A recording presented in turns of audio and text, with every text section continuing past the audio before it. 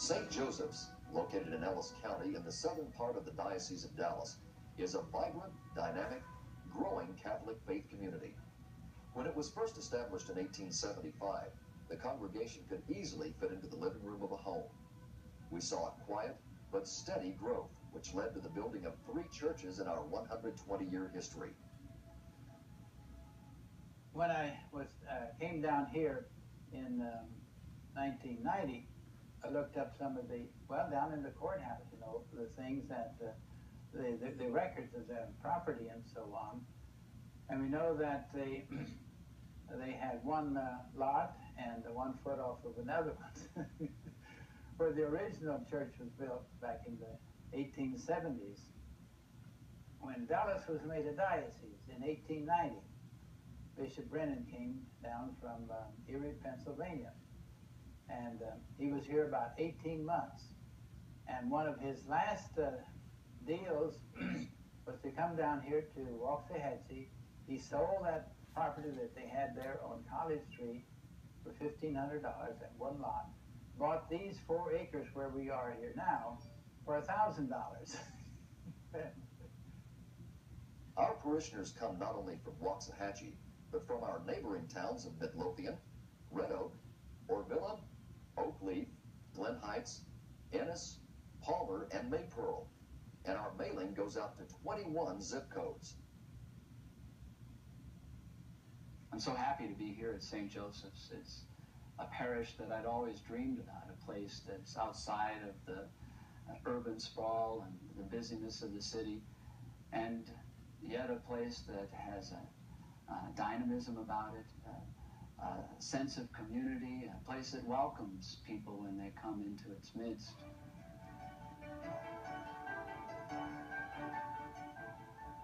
In February of 1994, church leaders, with guidance from the diocese, embarked upon a parish development process.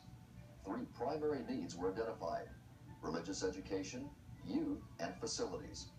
1 year later, presentations were made to Bishop Grauman at the parish convocation.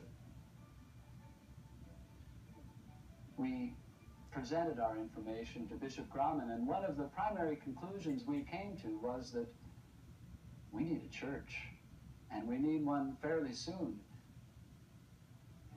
St. Joseph's Facility Committee mission statement reads, "We will address the needs of St. Joseph's Catholic Church into the next century, develop plans that follow the guidelines set forth by the Diocese and the Universal Church, and provide facilities that enrich faith and build a stronger Catholic community."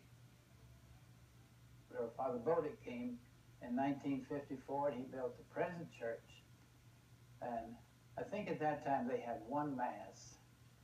And then it kept increasing, you know, since 1954. We're up to 6 Masses now, and sometimes we can't quite get them all in, even at that.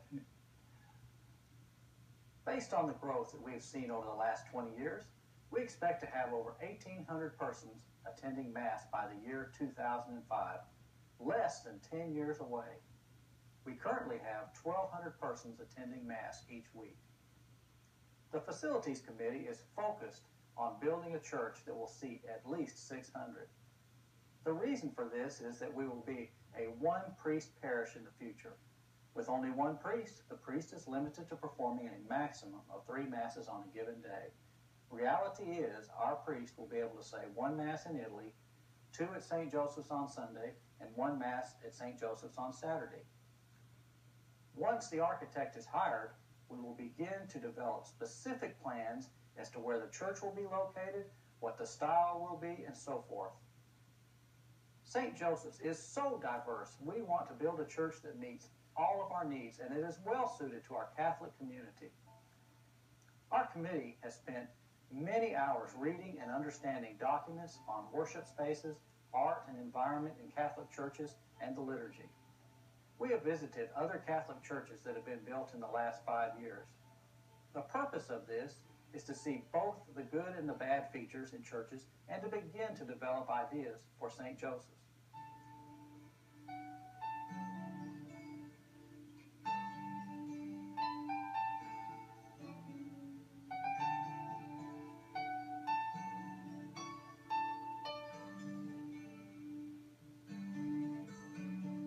requirement of the diocese is to have 50% of the money prior to starting construction. So as you can see, the fundraising process, St. Joseph's 2000, is critical in determining when the church will be built. I've been a member of St. Joseph's Parish for 13 and a half years. I've served on the Church Financial Council for approximately 12. I've also served on several committees that have brought us to this point.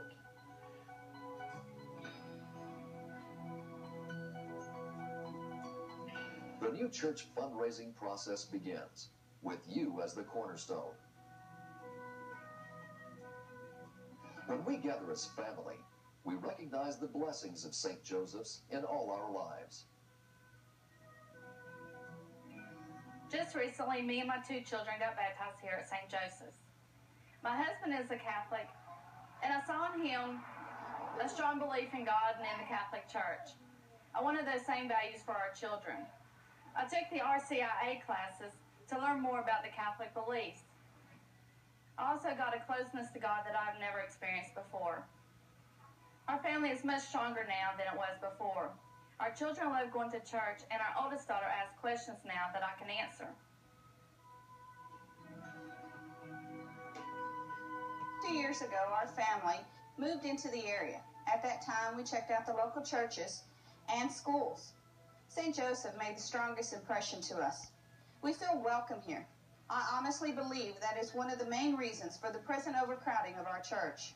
I would ask for your support in our efforts to expand, and I invite you to join our project, St. Joseph 2000. And I'm confident, especially with the intercession of our patron, St. Joseph, the carpenter, that we will respond once again. We're going to build a beautiful church, a prayerful church, a church that draws people to come into its midst and be a part of our community.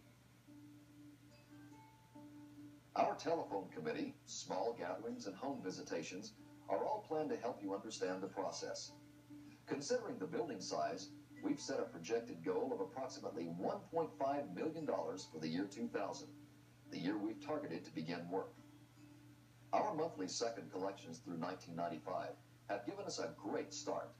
We've opened 2 separate accounts for our future growth, a building fund and a parking lot fund.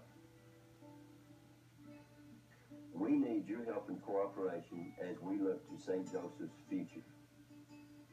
So we need the cooperation of everybody, keeping in mind the present and the future needs of our parish. We thank you for your support and prayers during these exciting times at St. Joseph's. With our love and commitment, I'm convinced that we will leave a legacy, not only something that serves ourselves and our needs, but future generations will be able to look back and see what we accomplished at the threshold of the year 2000. We know that God does not want anyone to be turned away at our doors. Let us move forward in trust that God will bless the work of our hands.